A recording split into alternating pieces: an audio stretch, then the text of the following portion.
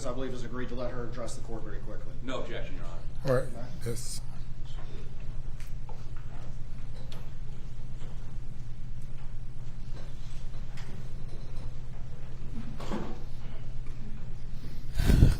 Good afternoon. I want to thank everybody for just, Is that, you know. does the mic work, or you're not speaking into it? Yes. Speak a little louder. Speak a little louder. Good afternoon. I just want to thank everybody for giving me this chance. You, Judge Newman. I want to address Mr. Murdaugh. Mr. Murdaugh,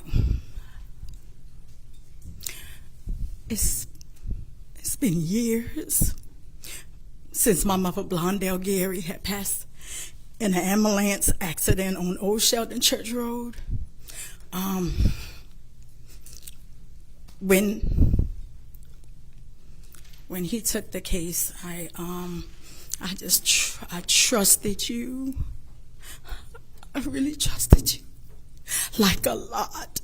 Like I had a lot of faith in you, because my friend Miss P, she had told me about you, and so I entrusted you. But you know what? Today, I thank God. You know, God gave me this time just to tell you that I forgive you. I forgive you. And I hope and pray that you would look to him and ask him truly in your heart to forgive you of everything that you have done, all of your sins, because what you did to all of the families is just so wrong. It's wrong. So just ask him, just ask him to forgive you. I forgive you. Okay? Just know that I do. Thank you. Thank you, everybody. Thank you, Ms. Garrett. Your Honor, that would be the state's presentation. I would just say in closing that I think Your Honor just got a taste of what all these victims have gotten. And I think that he talked about these special recollections. It's good to know he has recollections about some things. But he's good. He can look people in the eye. But we've seen it all before. We saw it for 2 days at the murder trial. We saw it in Dave Owen's car. And all of these victims have seen it over and over again in their interactions with him and in his office. But even as we heard that entire soliloquy, even now, his only concern, the main thing he was concerned about, was how he felt others perceived him, his perception in the mind of others. And I'll just close with saying what I said to you right before sentencing in the murder trial, that when he sat there and looked all these victims in the eye, it was the same thing that he had done when he stole from them. It's the same thing that he's done in his interactions with police. And the reality is that not one single person who thought they knew this man, and there were so many who thought they did, not one single person knew who he really was. And Your Honor, it's time for, at least in these proceedings, respectfully, for the system to be done with him, and we would ask you to accept the 27 years. Thank you. Your Honor, we have nothing further to say except we urge you to adopt the Attorney General's position on accepting the negotiated plea. Yes, sir. Where there's a negotiated sentence, as I stated earlier, either the court accepts the guilty plea and impose the exact sentence that the parties have negotiated, or the court will not accept the guilty plea. We've now spent 2 days listening to the recitation by the state and the defense, and I will accept the negotiated sentence and accept the guilty plea. Mr. Murdaugh, if you'll come around for sentencing.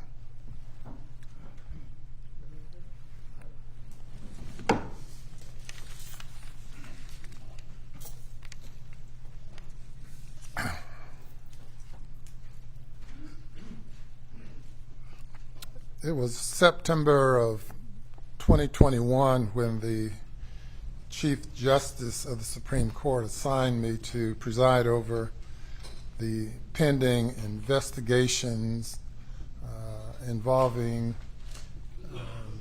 the various offenses that you are being investigated for, initially including these financial crimes and the murder cases.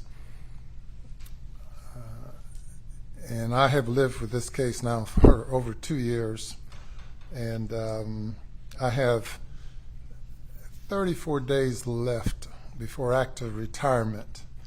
And after imposing this sentence, your life will continue. I will turn the page and leave you behind. You're quite an enigma, a person that many of us thought we knew. And as I stated earlier, I can only recall you as being a fun-loving, happy person. I've never seen you sad. I've never seen you being anything other than a friendly, caring person. And it's so disappointing to see you again in this setting. I believe the last time we saw each other and you were not in jail was at a conference when you were poolside having a good time. And as it turns out, that was a couple of months after the passing of your wife and son. But you were having a good time, made nothing of it, and then the Labor Day weekend events occurred, and next thing I know, I'm assigned to preside over all of your matters. Not only your matters, but others as well. And we started out with over 100 charges, indictments against various folks, and we've whittled that down to just a handful outstanding. And I'm happy to turn the page and turn, not turn the remnants over to anyone else, but to certainly turn over anything pending against you to someone else. It's been said that these are white-collar offenses. I've never had that distinction. I've never thought of it that way. I've looked at criminal offenses as criminal offenses. You know, 3 property crimes in South Carolina you can get 10 years in prison. People have gotten 10 years for shoplifting, 3rd offense. I've sent people into retirement for committing criminal offenses over and over and over again. But I've never thought of it as being a white-collar offense. Having had employees do embezzlement, church secretaries stole money, preachers stolen money, many offenses. But I never draw a distinction between a violent crime and other crimes.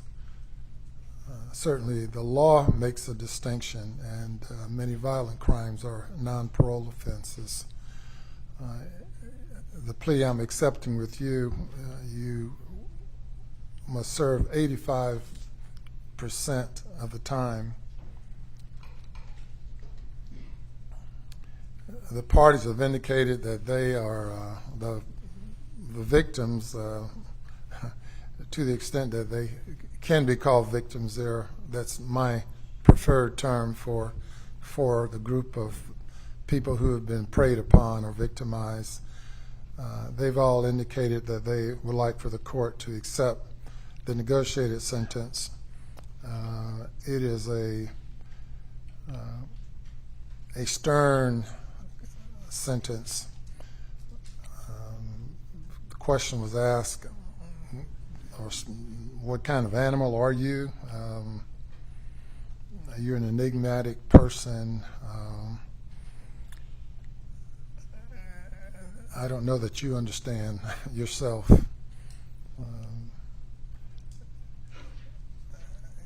What comes to mind is a young man that I sentenced to death penalty for killing a police officer and setting his body on fire. And though personally I was opposed to capital punishment, he was sentenced to death. And in writing up that sentence report, I concluded that he was heartless. He was just empty. And when I see you and I listen to you and I reflect on all that I've seen since being appointed, assigned to these cases, you come closest to that young man. Being empty, I don't see anything. I tried to reach you at sentencing in the other case. I've listened to you here today, and I don't see anything there. Hopefully something will emerge within your spirit, within your soul. Certainly, being a person of your age and intelligence and experience, you have a lot to offer to the people that you encounter on a daily basis in the institution, and I think it's admirable that you've indicated that you will help them and continue to try to do good by them. You'll certainly have a lot of opportunity to do that.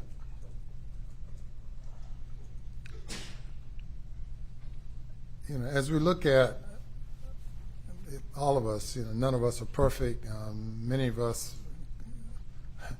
do things that we shouldn't do. It's just unimaginable to me that you have done some of the things that you've done, and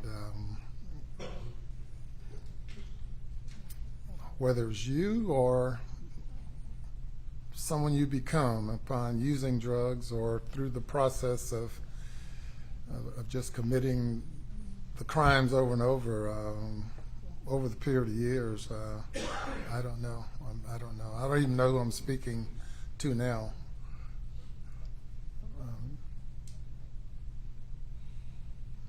But being a person of power and influence, and the question is raised of what type of character do you have? A person who would prey upon folks who are vulnerable and who are of a lower perceived estate than you, how you would prey upon those people who you say you love, and you capitalize on a disparity of what you have versus what they had and what they need and what they desired. You know, in my years, I know of no greater joy as a lawyer that I've had during my 47 years as a lawyer than the joy of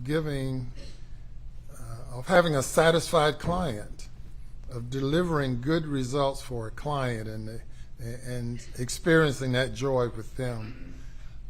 I can think of no greater joy than I've experienced in being able to deliver on behalf of a client.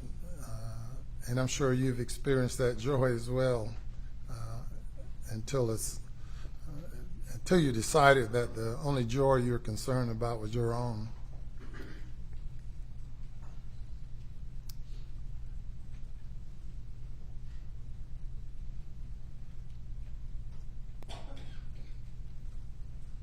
I take no joy at all in imposing this sentence, but it is what it is. And you'll have to suffer the consequences of your acts, continue to suffer the consequences. And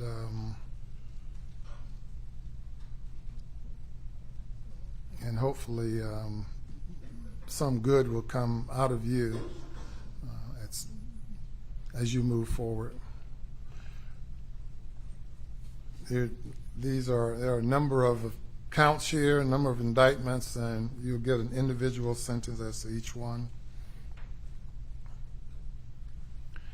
On indictment,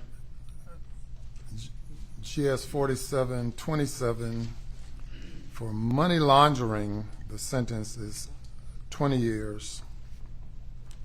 Obtaining signature of property by false pretenses, the sentence is 10 years.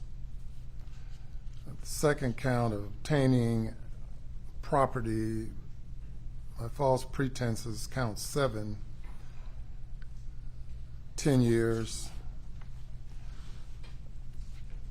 Breach of trust with fraudulent intent, value more than $10,000, the sentence is 10 years.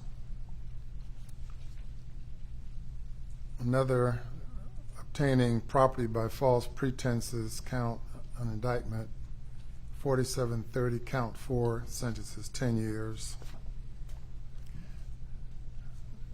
Money laundering on indictment, same indictment, count 5, sentence is 20 years. Money laundering, count 8 of that indictment, the sentence is 20 years. Breach of trust with fraudulent intent, an indictment number 32, count 1, sentence is 5 years. Money laundering under indictment number 33, count 2, the sentence is 20 years.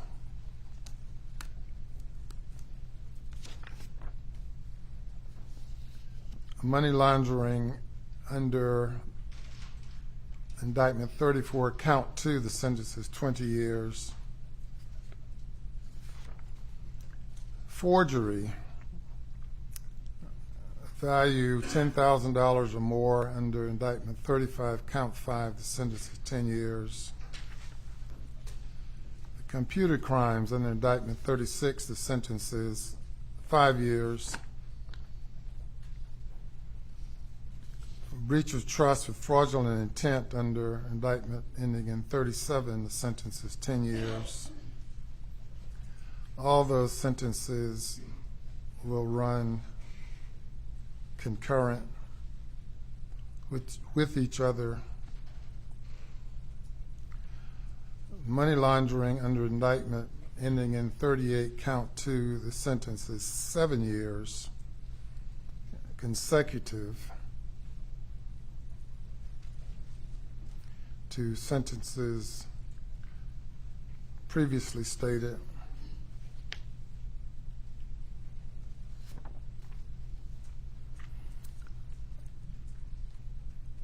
Under indictment 01, 4701, breach of trust with fraudulent intent, the sentence is 10 years concurrent. Breach of trust, fraudulent intent under indictment ending in 02, count 1, sentence is 10 years.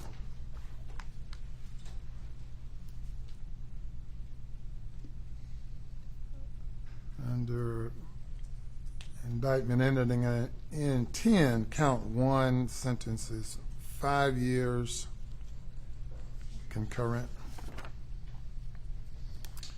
Money laundering in indictment ending in 23, count 3, the sentence is 20 years.